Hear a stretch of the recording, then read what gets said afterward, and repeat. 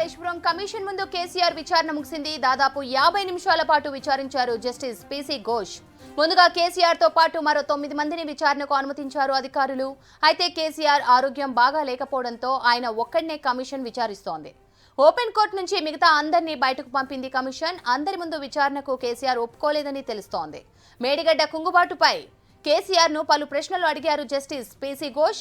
కాళేశ్వరం ప్రాజెక్టుపై పూర్తి వివరాలతో ఉన్న ఒక సీడీతో పాటు పలు డాక్యుమెంట్లను జస్టిస్ పీసీ ఘోష్ కు ఇచ్చారు మాజీ సీఎం కేసీఆర్. కాళేశ్వరం కమిషన్ ముందు 115వ సాక్షిగా విచారణకు హాజరయ్యారు కేసీఆర్. కాళేశ్వరం కమిషన్ ముందు కేసీఆర్ విచారణ ముగిసింది. దాదాపు 50 నిమిషాల పాటు విచారించారు జస్టిస్ పీసీ ఘోష్. ముందుగా కేసీఆర్ తో పాటు మరో 9 మందిని విచారణకు అనుమతించారు అధికారులు. అయితే కేసీఆర్ ఆరోగ్యం బాగా లేకపోవడంతో ఆయన ఒక్కడినే కమిషన్ విచారించింది. ఓపెన్ కోర్టు నుంచి మిగతా అందరినీ బయటకు పంపింది కమిషన్. అందరి ముందు విచారణకు కేసీఆర్ ఒప్పుకోలేదని తెలుస్తోంది. మేడిగడ్డ కుంగుబాటుపై కేసీఆర్ ను పలు ప్రశ్నలు అడిగారు జస్టిస్ పీసీ ఘోష్. కాళేశ్వరం ప్రాజెక్టుపై పూర్తి వివరాలతో ఉన్న ఒక సీడీతో పాటు పలు డాక్యుమెంట్లను జస్టిస్ పీసీ ఘోష్ కు ఇచ్చారు మాజీ సీఎం కేసీఆర్. కాళేశ్వరం కమిషన్ ముందు 115వ సాక్షిగా విచారణకు హాజరయ్యారు కేసీఆర్. కాళేశ్వరం కమిషన్ ముందు కేసీఆర్ విచారణ ముగిసింది. దాదాపు 50 నిమిషాల పాటు విచారించారు justice PC Ghosh.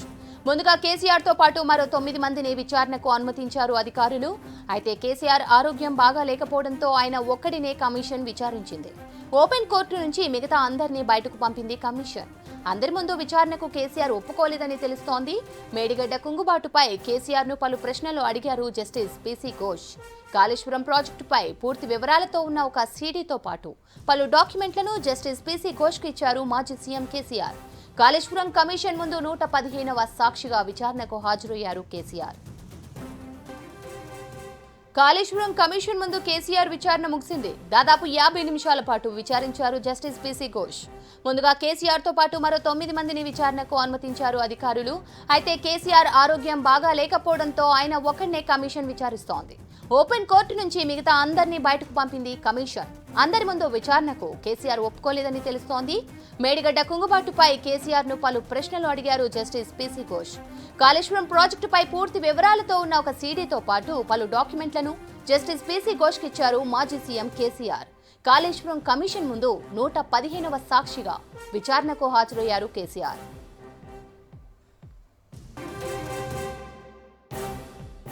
Kaleshwaram commission ముందు కేసీఆర్ విచారణకు సంబంధించి మరిన్ని అప్డేట్స్ శ్రీనివాస్ అందిస్తారు. శ్రీనివాస్, కేసీఆర్ విచారణ డీటెయిల్స్ ఏంటి? విచారణ అయితే జరిగినట్టుగా నాకు కూడా అనిపించింది. మిగతా అధికారులకు తర్వాత నాయకులకు తగినటువంటి విచారణ కాకుండా ఇది ఓన్లీ పీసీ ఘోష్ తర్వాత కేసీఆర్ ఇద్దరు మాత్రమే ఉన్నారు. ఇద్దరేమో ట్రాన్స్లేటర్లు ఉన్నారు, ఒక బీటీపీ ఆపరేటర్ ఉన్నారు. కేసీఆర్ అడిగిన కాళేశ్వరం కమిషన్ అడిగినటువంటి ప్రశ్నలకు కేసీఆర్ సమాధానం ఇచ్చారు. ఆ సమాధానాన్ని వాళ్ళు రాసుకున్నారు. కానీ మిగతా ఎవరు కూడా ఈ విచారణలో లేరు. ఓన్లీ ఇద్దరు వ్యక్తులు మాత్రమే ఉన్నారు. అందులో కమిషన్ చైర్మన్ కేసీఆర్ మాత్రమే ఉన్నారు.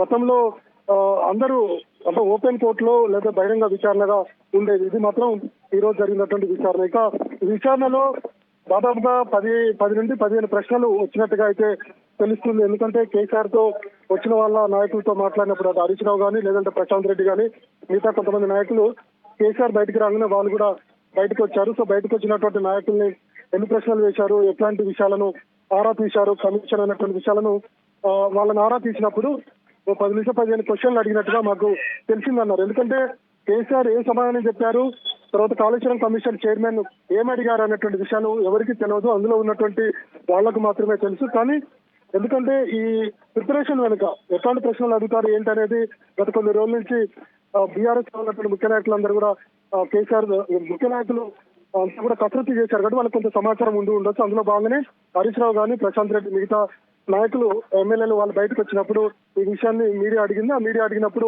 10 నుంచి 15 ప్రశ్నలు అడుగుండొచ్చు అన్నటువంటి సమాధానం మాత్రమే చెప్పారు.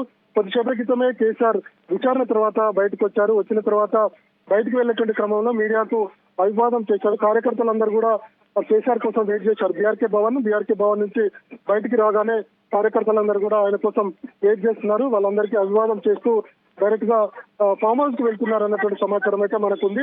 50 నిమిషాల పాటు జరిగినటువంటి ఈ విచారణలో సో ఏ ప్రశ్నలు అడిగారని మాత్రం కొంత ఉత్కంఠ కలిగించే అంశం అని చెప్పుకోవచ్చు. ఎందుకంటే ఇంతకు ముందు బహిరంగ విచారణ ఉన్నప్పుడు ఏ ప్రశ్నలు అడుగుతున్నారు, దానికి సమాధానం ఏమిచ్చారనేది మనకు సమాచారం ఉండే. 100 మంది సుమారుగా 100 మంది అధికారులు విచారణకు వచ్చినప్పుడు ఓపెన్ కోర్టులో ఉంది.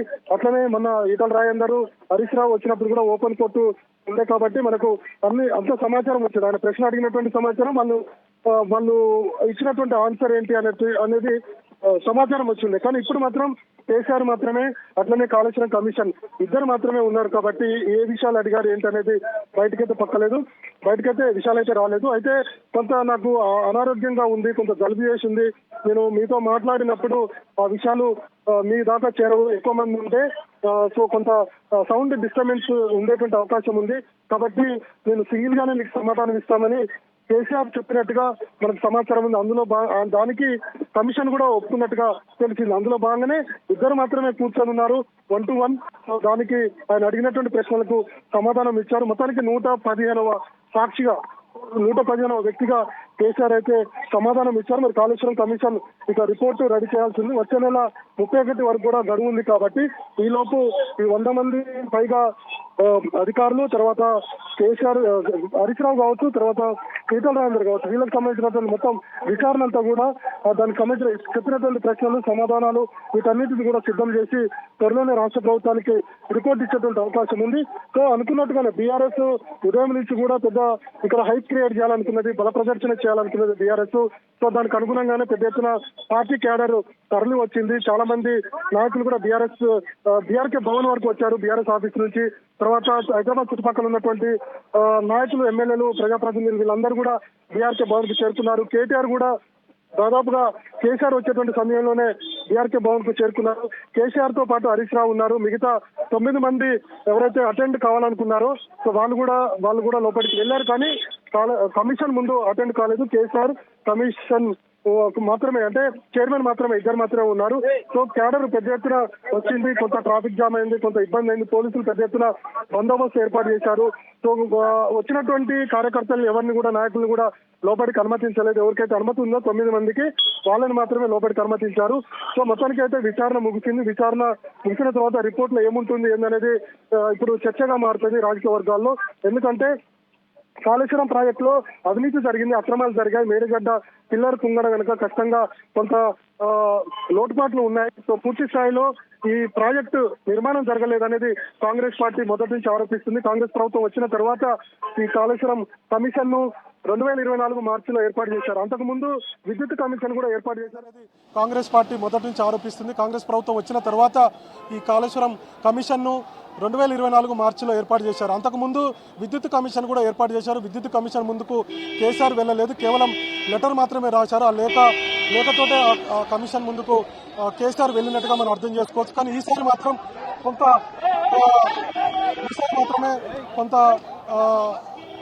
కొంత పొలిటికల్గా దీన్ని ప్రజల్లోకి తీసుకువెళ్లాలనేటువంటి ఉద్దేశంతో పెద్ద ఎత్తున బీఆర్ఎస్ క్యాడర్ను పెద్ద ఎత్తున తరలి వచ్చారని చెప్పి మనం చెప్పుకోవచ్చు. సో దీన్ని అంటే ప్రజల్లోకి తీసుకువెళ్లాలని బీఆర్ఎస్ ఏదైతే అనుకున్నదో అందులో భాగంగానే పెద్ద ఎత్తున బీఆర్ఎస్ నాయకుల్ని, క్యాడర్ని పెద్ద ఎత్తున ఇక్కడికి తరలించారు. సో వీళ్ళందరినీ కూడా పంపించేటువంటి ప్రయత్నం అయితే చేస్తున్నారు. పోలీసులు బీఆర్ఎస్ క్యాడర్ అంతా కూడా పంపించేటువంటి ప్రయత్నం అయితే చేస్తున్నారు. కొంత ఉద్రిక్త పరిస్థితి నెలకొన్నది. సో చాలామంది పోలీసులు ఇక్కడికి వచ్చినటువంటి కార్యకర్తలందరూ కూడా బయటికి పంపించేటువంటి ప్రయత్నం అయితే చేస్తున్నారు. సో చూడొచ్చు మనం విజువల్స్లో కొంత అటు కార్యకర్తలకు ఇటు పోలీసులకు మధ్య వాదన అయితే జరుగుతుంది. కొంత భద్రత విషయంలో పోలీసులు కొంత మొదటి నుంచి కూడా కట్టుదిట్టమైనటువంటి భద్రత ఏర్పాటు చేశారు. కానీ కార్యకర్తలంతా కూడా కేసీఆర్ని కలిసేందుకు, కేసీఆర్ని చూసేందుకు ప్రయత్నాలు చేశారు. అందులో భాగంగానే కొంత తోపులాట జరిగింది. సో కార్యకర్తలందరూ కూడా ఇక్కడ నుంచి వెళ్ళిపోవాలని చెప్పి చెదరగొట్టేటువంటి ప్రయత్నం అయితే చేస్తున్నారు. సో ఇది కాళేశ్వరం కమిషన్కు సంబంధించి దాదాపుగా 50 నిమిషాలు ఈ విచారణ జరిగింది. సో ఏ ప్రశ్నలు వేశారు ఏందనేది మాత్రం ఎవరికీ తెలియదు. ఓన్లీ కమిషన్ చైర్మన్కు తర్వాత కేసీఆర్కు మాత్రమే తెలిసేటువంటి అవకాశం ఉంది. ఇక మిగతా ఉన్నటువంటి స్టాఫ్ ట్రాన్స్లేటర్స్ వాళ్ళకు మాత్రమే తెలిసేటువంటి అవకాశం ఉంది. కానీ నాయకులు మాత్రం ఒక 10-15 వరకు ప్రశ్నలు వేసినట్టుగా చెప్తున్నారు. దానికి సంబంధించి హరీష్ రావు కూడా మొదటి నుంచి కేసీఆర్తో సమావేశాలు కావడం, ఏ ప్రశ్నలు అడుగుతారు, ఎందుకంటే ఆయన ఆల్రెడీ కాళేశ్వరం కమిషన్ ముందుకు వచ్చున్నారు కాబట్టి కొంత ఐడియా ఉంటుంది. సో ఇవన్నీ కూడా కేసీఆర్కి చెప్పడం, కేసీఆర్ ఒక డాక్యుమెంట్ని రెడీ చేసుకొని ఈరోజు విచారణకు హాజరు కావడం. 11 గంటల 30 నిమిషాలకు అన్నప్పటికీ కూడా 12 గంటలకు విచారణ స్టార్ట్ అయింది. సో దాదాపుగా 12 గంటల 50 నిమిషాల వరకు విచారణ క్లోజ్ అయిపోయింది. సో 50 నిమిషాల పాటు జరిగింది. ఇందులో మొత్తం కూడా ఇప్పుడు 155 మందిని విచారించారు కాబట్టి కమిషన్ మొత్తం కూడా అందరినీ విచారించినట్టు అయింది. ఇప్పటికే ఇరిగేషన్ శాఖ సంబంధించినటువంటి అధికారులను విచారించారు.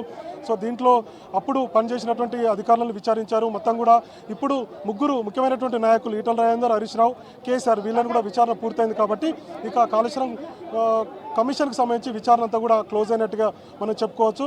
31 వరకు గడువు ఉంది. కానీ ఈలోపే రాష్ట్ర ప్రభుత్వానికి ఏమైనా నివేదిక ఇస్తుందేమో అనేది చూడాల్సినటువంటి అవసరం ఉంది. ఆ తర్వాత నివేదిక తర్వాత ప్రభుత్వము ఏమైనా చర్యలు ఉంటే ఖచ్చితంగా తీసుకునేటువంటి అవకాశం ఉంది. ఇందులో